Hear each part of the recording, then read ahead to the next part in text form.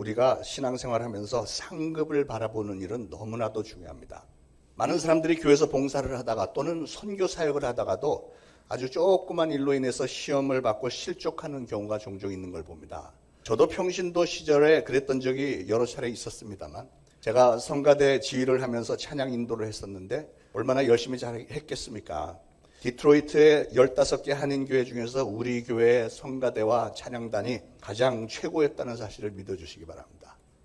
하나님께 정성을 다해 바치는 예배에 성공하기 위해서 저는 나름대로 전심전력을 다했습니다. 그런데 그렇게 열심히 하고 저는 사실은 교회에서 웬만한 꾸준히 일은 제가 맡아서 다 하다시피 했습니다. 그런데 어떤 때는 보면 목사님이 그렇게 열심히 헌신하는 나라는 사람을 고맙게도 생각하지 않고 때로는 너무 그걸 당연하게 여기는 것 같다는 생각이 들었어요. 여러분도 그럴 때가 있으시잖아요. 상당히 많은 분들이 끄떡거리네. 그 당시에 피아노 반주자가 목사님의 사촌 동생이었는데 나이도 나보다 아래였는데 아주 못되게 그냥 수시로 나한테 대들었습니다. 그래서 종종 부딪혔는데, 물론 우리 교회 반주자들은 하나같이 다 천사 같습니다만 근데 그 반주자는 유독 참 성격이 못돼갖고 하여튼 수시로 말도 안 되는 일에 나하고 그냥 대적을 하는 거예요. 중요한 건 그거예요. 자기는 음대를 나왔고 나는 음대를 안 나왔는데 자기가 왜 내 말을 들어야 되느냐. 그래서 그거 할 때 여기서 빨리 그럼 일부러 느리게 치고, 느리게 하자 그러면 빨리 치고 막 이래요. 얼마나 막 속이 터지는지. 그런데 한 번은 말도 안 되는 짓을 했는데 그 반주자가 이게 좀 일이 커졌어요. 그런데 목사님이 정말 부당하게, 아마도 자기 사촌 여동생이니까 그랬겠지 싶지만 부당하게 그 반주자 편을 들은 걸 보고 제가 시험에 팍 들은 적이 있습니다. 누가 보더라도 성가대원들 전체가 반주자가 잘못했다고 하는데도 목사님은 마치 우리가 둘 다 잘못한 것처럼 내 속을 뒤집어 놓는 겁니다. 젊은 나이였지만 막 부글부글 했죠. 그런데 저는 그때 갈등이 좀 많았습니다. 생각하기를, 아니 나는 교회 일에 이렇게도 헌신을 하는데 왜 목사님은 내 헌신을 당연한 것으로 여기고 내 의견은 맨날 묵살하고 저 못된 반주자 편만 들을까? 아무리 사촌 동생이어도 그렇지. 그런 불만이 들 때가 있었는데, 그러다가 어느 순간에 제가 확 깨닫고 회개를 했는데 그게 뭔가 보니까 제가 그렇게 헌신하고 봉사하는 동기에 문제가 있었다는 거죠. 나는 분명히 하나님의 은혜에 감사해서 내가 처했던 위치에서 최선을 다해서 헌신을 하고 성가대 지휘자로, 찬양 인도자로, 또 교회 집사로 열심히 헌신 봉사를 많이 하고 어쨌든 예배를 충만하게 만드는 일에 나도 한 몫을 하고 있었고, 나로서는 그래도 소중한 직분을 감당하고 있었다고 생각을 하는데, 그렇게도 열심히 헌신하는 나를 아주 무시하고 못된 반주자 편을 드는 그 목사님이 상당히 원망스럽더라고요. 근데 문제가 그렇게 되고 나니까 내 마음에서 하나님의 은혜에 대해서 감사하는 마음이 싹 다 없어져 버려요. 다 식어버리는 거예요. 아니 나는 하나님의 은혜에 그렇게도 감격을 하고 헌신을 결단하고 그렇게 살려고 애써 왔는데 왜 사람들 간의 관계 때문에 하나님에 대해서 감사하는 마음까지도 오래가지를 못하고 이렇게 싹 식어버릴까? 그러다가 깨달은 게요, 야, 우리 인간이란 게 정말 나약하고 이기적인 존재고 기억력이 좋지 않구나. 기억력이 아무리 우리가 은혜를 절실하게 깨닫고 하나님의 은혜에 대한 감사하는 마음이 그렇게도 충만했어도 이간질시키는 마귀가 조금만 우리를 건드리고 격동시키고 막 우리를 이렇게 싸움만 붙이면 그 감사했고 겸손했었던 그 마음이 오래 지속이 되지 못하고 그 옛날에 교만하게 막 혈기가 넘치는 게 다시금 막 머리를 들고 올라오고요. 그러고 보니까 내가 하나님으로부터 인정받는 것보다 목사님과 사람들로부터 인정받고 존중받고 높임을 받고 싶은 마음이 더하더라고요. 아, 인간이 이렇게밖에 안 되는구나 하는 걸 깨달았어요. 우리 인간의 영분별력과 기억력이 그거밖에는 안 되는 겁니다. 그래서 어떤 일이 생기죠? 그 다음 단계는 내가 이제 다른 성도들을 보기 시작하는 거예요. 나보다 직분이 위에 있는 직분자들, 장로, 안수집사 뭐 이런 사람들을 보면서 아니 나는 열심히 이렇게 헌신 봉사하는데 저 사람은 장로고 안수집사인데 왜 아무것도 안 하는데 저 사람은 그냥 놔두고 열심히 하는 나를 갖고 목사님은 그럴까? 왜 목사님은 내 편을 들어주지 않고 저 사람들하고 어떻게 나를 똑같이 취급을 할까? 여러분들도 종종 그런 생각이 있으시죠? 자, 그러면 우리는 어떻게 해야 제대로 헌신이 될까요? 여러분, 우리 인간들은 뭔가 나에게 떨어지는 콩고물이 있어야만 헌신을 하게 되어 있습니다. 대부분의 사람들은 아니, 내가 하나님께 감사하는 마음으로 하면 되잖아요. 아니더라고요. 제가 해보니까 많이 해봤는데 지난 날들의 하나님의 은혜에 대해서 감사하는 마음은 시간이 조금 지나면 다 식어버리더라고. 식게 돼 있어요. 그렇기 때문에 우리는 어떻게 해야 되냐면 앞으로의 상급을 바라보면서 신앙생활을 해야 되는 거예요. 앞으로의 상급. 그렇기 때문에 예수님도 그런 말씀을 누차하셨고 사도 바울의 신앙의 가장 근본적인 것은 상급신앙입니다. 상급. 표대를 향해서 달려가라 하늘의 상급을 바라면 사도 바울은 누차 그 얘기를 했습니다. 우리 인간의 연약한 마음을 너무 잘 알았고 우리의 신앙의 목적이 사람들에게 인정받기 위함이 아니고 하늘나라에서 인정받기 위한 것이다 하는 것을 굉장히 강조했죠. 그러니까 우리의 마음속에 내가 이렇게 하나님을 위해서 주님의 몸된 교회를 위해서 열심히 헌신하면 그 후에 뭔가 더 많은 콩고물이 떨어지는 게 있다. 다시 말해서 이 땅에서도 하나님이 나를 분명히 축복하실 것이고 장차 하늘에 큰 상급이 있을 것이다. 이런 거를 믿지를 못하니까 사람들이 열심히 봉사하다가도 조그만 일이 생기면은 자꾸 회의가 들고 그래서 그냥 신앙이 흐지부지해질 수밖에 없는 거죠. 그러나 여러분 오늘 정말 기쁜 소식은 성경은 분명히 우리에게 상급이 있다고 말씀을 합니다. 오늘 본문 히브리서 11장 6절에 믿음이 없이는 기쁘시게 못하나니 하나님께 나아가는 자는 반드시 그가 계신 것과 그가 또한 자기를 찾는 자들에게 상 주시는 이심을 믿어야 할지니라. 하나님은 하나님을 찾는 이들에게 상을 주신대요. 바로 이 상급에 대한 욕심이 있어야만 우리는 시험에 들지 않고 헌신 봉사를 제대로 할 수 있는 줄 믿으시기 바랍니다. 어쩔 수 없어요. 그게 우리 인간의 연약함이니까. 히브리서 11장 23절 이하에도 보니까 왜 모세가 그 당시 그 세계 최고 강대국 세계를 지배하던 나라 애굽의 왕자 노릇하던 것을 다 뿌리치고 애굽의 금은 보화를 다 포기하고 왜 그 노예 생활을 하는 이스라엘 백성들과 함께 고난받고 능력받는 일을 택했는가 보니까 바로 하나님께서 그에게 장차 주실 상급을 바라봤다잖아요. 상을 바라보고 모세가 그 좋은 걸 다 포기했다지 않습니까? 그러면 사랑하는 여러분, 저는 여러분 모두가 다 상급에 대한 신령한 욕심을 좀 가지시길 바랍니다. 제가 처음에 은혜를 받고 주의 종으로 부르심을 받았을 때 마태복음 13장 44절 말씀이 저를 사로잡았습니다. 그게 뭐예요? 밭에 감추인 보화의 비유. 밭에 감추인 보화를 발견한 사람은 자기 전 재산을 팔아서라도 그 밭을 사야 되는 거예요. 왜냐하면 그 밭에 농사를 짓다가 보니까 그 밭 아래에 어마어마하게 많은 보화가 있는 것을 봤으니까 그러니까 집 팔고 땅 팔고 냉장고 다 팔아갖고 밭을 사야 되는 거예요. 그래야만 그 보화가 자기 것이 되니까. 그 보화를 발견한 사람의 심정이 바로 상급을 바라보는 신앙인의 자세를 말하는 겁니다. 제가 그렇게 하나님은 상급을 주시는 분이라는 사실이 깨달아졌고 확실히 믿게 되고 나니까 그 다음에는 크게 시험 받을 일이 별로 없더라고요. 물론 시험거리는 끊임없이 오지만 그 이전과는 달라졌습니다. 그렇기 때문에 여러분 우리가 신앙생활을 할 때 하나님이 나에게 주실 상급을 바라보면서 신앙생활을 한다는 게 얼마나 중요한 일인지 모릅니다. 지난 2000년 동안의 기독교 역사를 보세요. 큰 일을 이루어 놓은 수많은 사역자들의 삶을 보아도 그들의 행적을 보아도 이건 너무나도 분명합니다. 순교자들이 어떻게 자기들의 목숨을 기꺼이 내놓고 신앙을 지킵니까? 바로 이 상급신앙 때문에 그런 거예요. 저는 오늘 주신 이 말씀이 생명력과 운동력이 있어서 여러분의 영혼과 관절과 골수를 찔러 쪼개기까지 해서 여러분의 삶의 방향이 완전히 뒤바뀌어지고 여러분의 신앙의 수준이 한 등급 더 업그레이드가 되기를 예수 그리스도로 축원을 드립니다. 여러분 이 땅에 태어난 사람은 반드시 죽습니다. 히브리서 9장 27절에도 한 번 죽는 것은 사람에게 정한 것이요 그 후에는 심판이 있으리니 그랬잖아요. 우리가 이 세상의 삶을 다 살고 나면 그 다음에는 하나님 앞에서 판정을 받을 때가 있다는 거예요. 그래서 어떻게 보면 저나 여러분은 모두가 다 시한부 인생을 살고 있는 겁니다. 오늘날 시한부 인생을 걷고 있는 여러분에게 중요한 질문을 드리겠습니다. 여러분은 과연 이 세상을 떠날 준비가 돼 있으십니까? 젊은 분들에게는 좀 감동이 별로 없을지 모르지만 너무 중요한 질문이죠.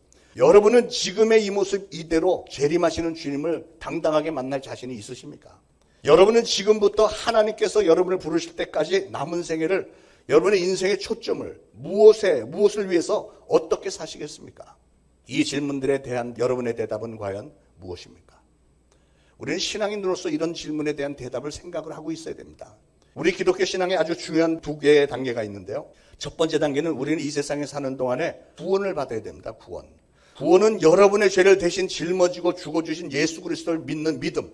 그거 하나로 우리는 죄사함 받고 구원받고 저 천국에 들어가서 영생할 수 있게 되는 겁니다. 그런데 여러분 구원을 받는 건 너무 중요한데 그러나 그것만으로 만족해서는 안 된다는 거예요. 왜냐하면 천국에 들어간 모든 사람들의 대우가 다 똑같지 않기 때문에 그렇습니다. 여러분은 그건 불공평한 거 아니에요? 생각을 해보세요.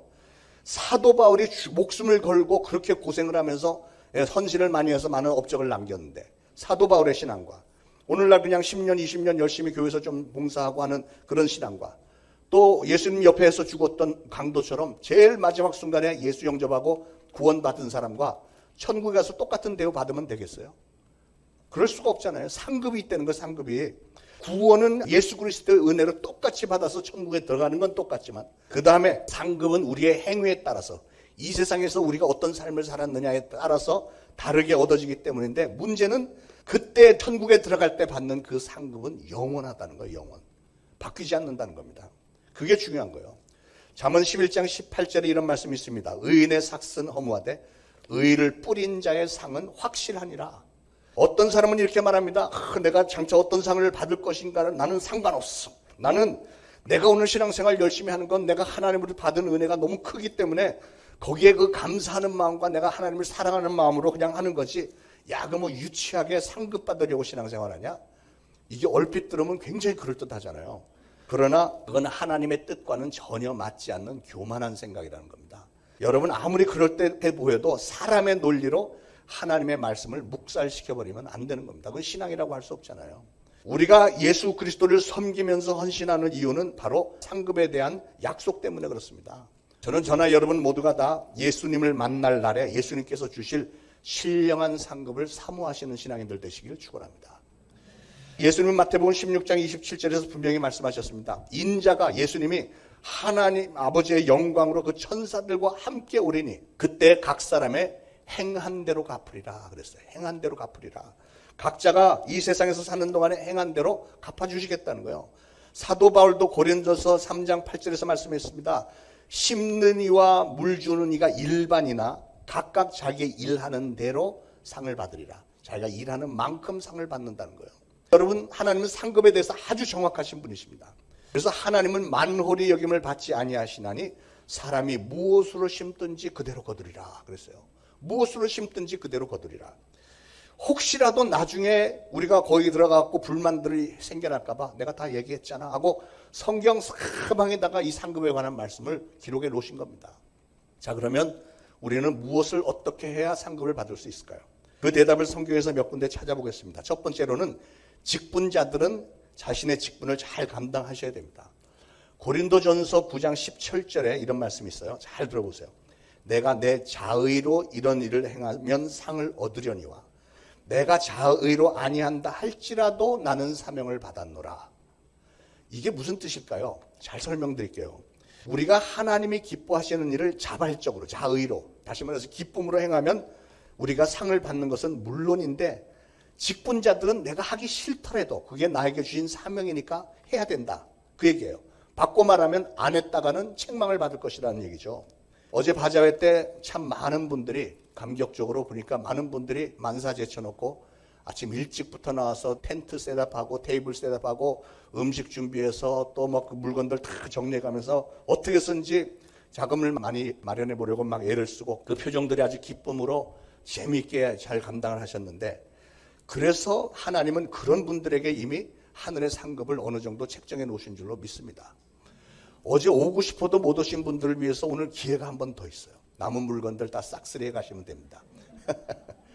여러분, 바자회를 준비하는 몇 주 동안 저는 단 한 번도 바자회를 준비하는 분들에게 이것도 하라 저것도 하라 이런 얘기 한 적이 없습니다. 그동안 한 번도 해본 적 없습니다. 왜냐하면 여러분들 모두가 다 자발적으로 잘하고 계신데 제가 간섭할 필요도 없고, 더 중요하게는 여러분들이 그렇게 자의로 해야, 자발적으로 해야 하나님께서 기뻐하시고 상급도 그만큼 더 주시니까요.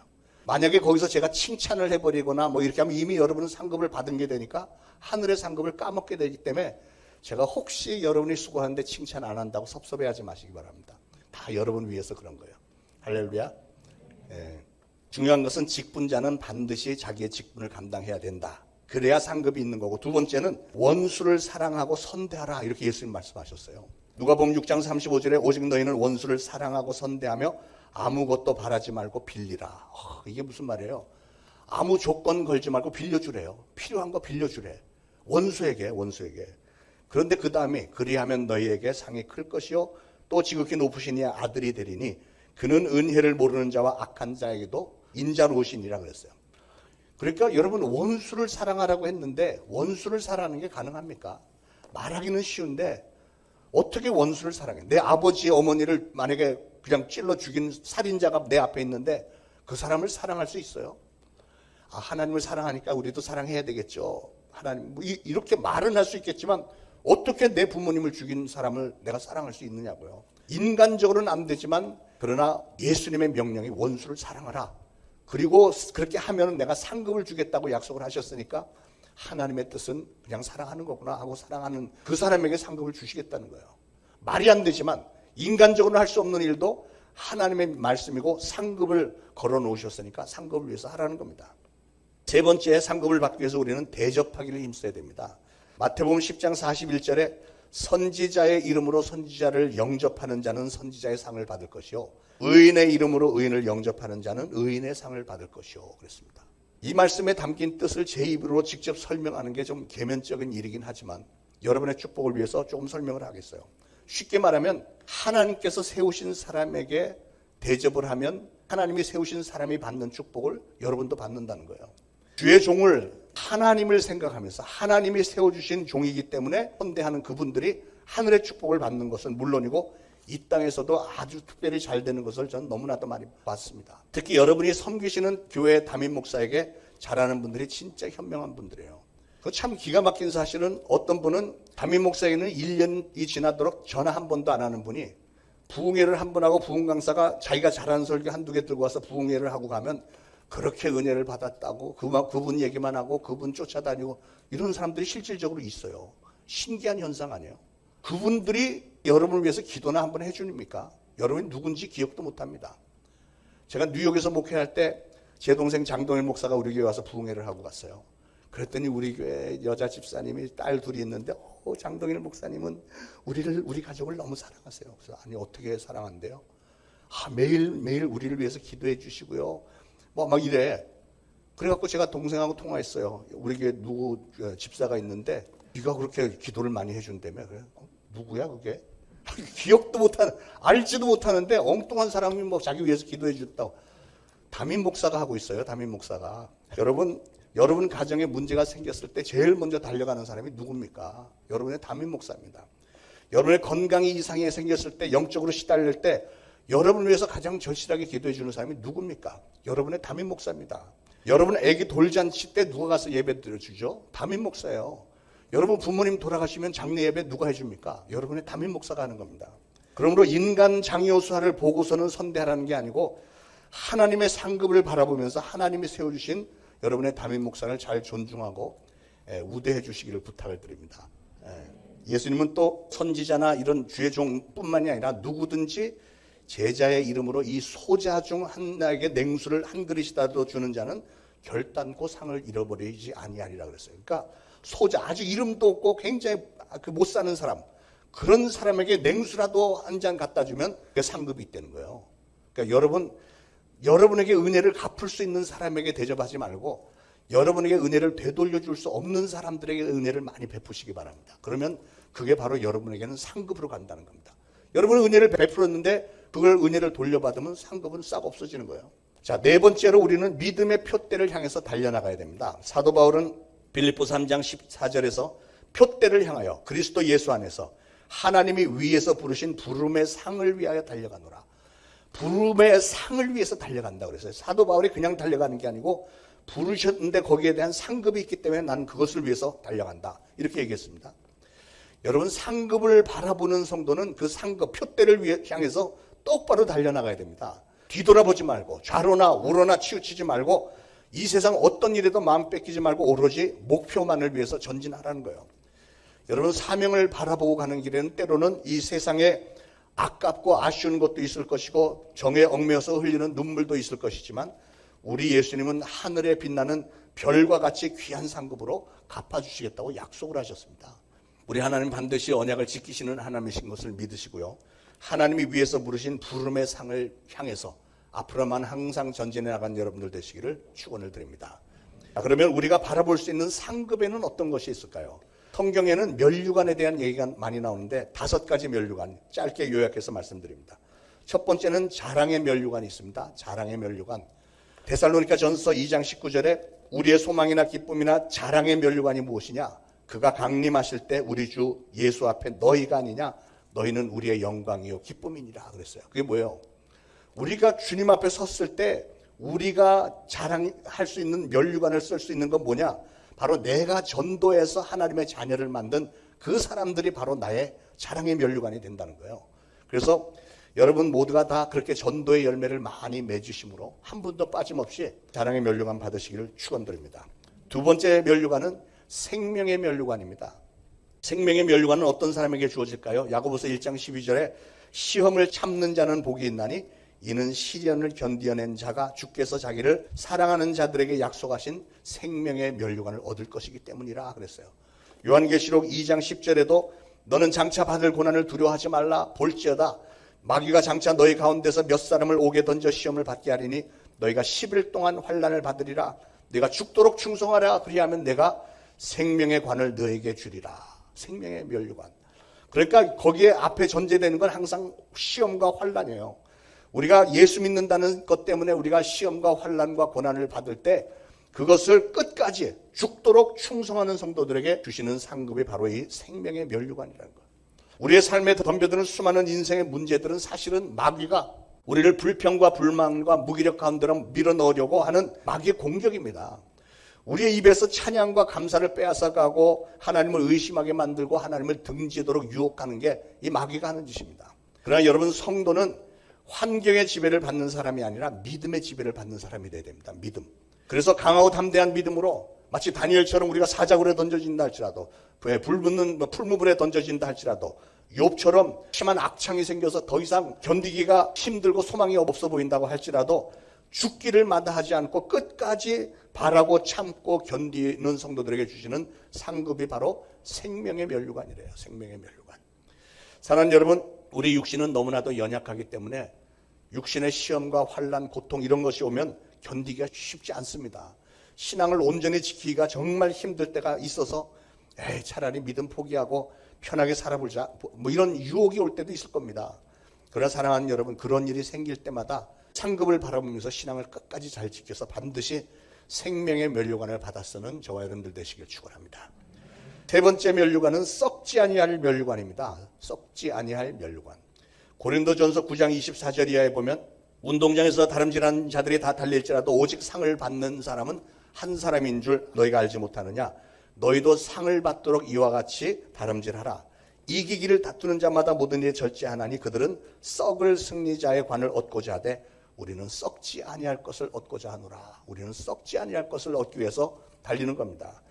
우리가 주님의 일을 한다고 하면서도 때로는 하나님의 상급을 바라보고 하는 게 아니고 이 땅에서 내가 어떤 인정을 받고 유익과 영광을 위해서 하는 때가 얼마나 많습니까? 그런데 그런 거는 전부 썩을 면류관이래요. 그런 일들은 사람들로부터는 영광을 얻을지 모르지만 우리가 하나님 앞에 서는 날에 하나님께서는 나는 네가 누군지 도무지 알지 못한다 하면서 버림을 받을 수가 있다는 거예요.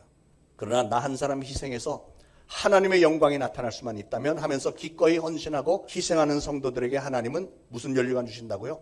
썩지 않을 면류관을 주신대. 저는 여러분 모두가 다 이 썩지 않을 면류관도 다 받아 쓰시기를 축원합니다. 네 번째로 영광의 면류관이 있습니다. 영광의 면류관은 어떤 사람에게 주어질까? 영광의 면류관은 양무리의 본이 되는 성도에게 주신다고 성경은 말씀했습니다. 베드로전서 5장 2절에 보니까 너희 중에 있는 하나님의 양무리를 치되 억지로 하지 말고 하나님의 뜻을 따라 자원함으로 하며 더러운 이득을 위하여 하지 말고 기꺼이 하며 맡은 자들에게 주장하는 자세를 하지 말고 양무리의 본이 되라. 그리하면 목자장이 나타나실 때 시들지 아니하는 영광의 관을 얻으리라 그랬어요. 여기서 중요한 핵심 구절은 우리가 하나님의 양무리를 치되 양무리의 본이 되라 하는 말씀이에요. 이 말씀을 오해하시면 안 됩니다. 저나 여러분도 사실은 우리는 모두가 다 양입니다. 하나님의 양인데 그런데 하나님은 동시에 우리를 저와 여러분을 목자로 부르셨다는 거예요. 목자로. 마태복음 28장 19절에서 예수님은 너희는 가서 모든 족속으로 제자를 삼아 그랬잖아요. 그러니까 여러분 모두는 가서 제자를 삼아야 되는 거예요. 그러게 하나님은 여러분이 양이지만 여러분이 양이면서도 여러분의 제자, 여러분의 양을 치라는 거예요. 우리가 주님 앞에 서는 날에 여러분의 양이 몇이나 되는지 결산하자고 하실 것입니다. 왜냐하면 우리는 제자가 되는 거로 끝나는 게 아니고 가서 제자 삼는 일을 사명으로 받았기 때문에 그래요. 명령이라는 것은 하면 좋고 하지 않아도 되는 이런 게 명령이 아닙니다. 명령은 무조건 다 해야 되는 거예요. 우리가 예수 그리스도의 군사로 부르심을 받았기에 대장 대신 우리 주님이 주신 명령 가서 제자를 삼으라 했기 때문에 우리 주님은 네가 제자 삼은 사람들이 어디 있느냐. 여러분의 제자들 누군지를 좀 살펴보셔야 돼요. 자, 여러분은 하나님 앞에 자신 있게 내놓을 수 있는 양무리는 과연 얼마나 준비가 돼 있으신지요? 다시 말해서 여러분을 인해서 하나님의 자녀가 된 사람들이 여러분 주변에 몇이나 있습니까? 근데 중요한 사실은요, 유의해야 되는 사항은 여러분이 전도를 해서 여기 한번 앉혀놨다고 해서 그게 영광의 면류관을 얻게 된 것은 아니라는 거예요. 영광의 면류관은 여러분이 전도한 그 사람을 하나님의 자녀로, 그 다음에는 예수 그리스도의 제자로 삼는 일까지 하셔야 되는 거예요. 여러분, 제자를 삼는다는 일이 얼마나 힘들고 어려운지 우리 주님은 너무나도 잘 아십니다. 우리 주님이 12제자를 데리고 3년을 합숙훈련 시켰잖아요. 3년 합숙훈련 시킨 그 마지막 때 그 중에 한 사람은 예수님을 팔아먹었고, 또 신변의 위험을 느끼는 즉시 한 명의 제자만 남겨놓고 전부 다 도망쳐버렸습니다. 그래서 결국은 예수님 버리고 예전의 직업 고기 잡는 사람으로 다 돌아가 버린 것을 예수님이 경험을 하셨잖아요. 제자 삼는 일이 보통 힘든 일이 아닙니다. 그러나 예수님은 목자장으로서 도망간 제자들 찾아가시고 또 찾아가셔서 기어이 그들을 믿음의 역사의 주인공들로 만들어 놓지 않았습니까? 그러므로 예수님처럼 그렇게 하라는 거예요. 한 사람을 그냥 앉혀놓는 게 다가 아니고 그 사람을 구원시키고 또 성경 공부도 하게 하고 제자 훈련도 받고 해서 그 사람도 전도하고 제자 하는 사람으로 만들 때까지 하라는 것이죠. 마지막 5번째 의의 면류관이 있습니다. 디모데후서 4장 8절에 이제후로는 나를 위하여 의의 면류관이 예비되었으므로 주 곧 의로우신 재판장이 그날에 내게 주실 것이며 내게만 아니라 죄 나타나심을 사모하는 모든 자에게도 니라 이랬습니다. 그러니까 의의 면류관은 예수 그리스도의 재림을 사모하는 모든 사람들에게 의의 면류관을 주신대요. 그러니까 너나 여러분은 예수님의 재림을 기다리면서 항상 깨어있는 삶을 살기를 원하세요. 예수님은 우리가 주님의 재림을 믿고 기다리는 성도답게 우리의 삶을 투자해서 날마다 하나님의 나라를 세우는 일에 우리가 헌신하기를 원하고 계십니다. 사랑하는 여러분, 여러분은 만약에 지금 이 시간에 예수님이 재림하신다면 과연 부끄럼 없이 달려나가서 마라나타 주여 어서 오시옵소서라고 환영하는데 동참할 수 있으신지요? 의의 면류관은 바로 그런 성도들에게 주어진다는 겁니다. 여러분, 우리는 오늘도 살아있다는 사실, 생명이 아직 붙어있다는 사실을 감사해야 됩니다. 왜냐하면 우리는 살아있는 동안만 저 영원한 세계와 상급을 선택할 수 있기 때문에 그렇습니다. 지금 여러분에게 생명과 건강이 있을 때 오늘 주신 말씀 잘 기억하면서 상급을 많이 쌓으시고 면류관을 많이 예비해 놓으시는 지혜로운 신앙인들이 다 되시기를 축원을 드립니다. 생명의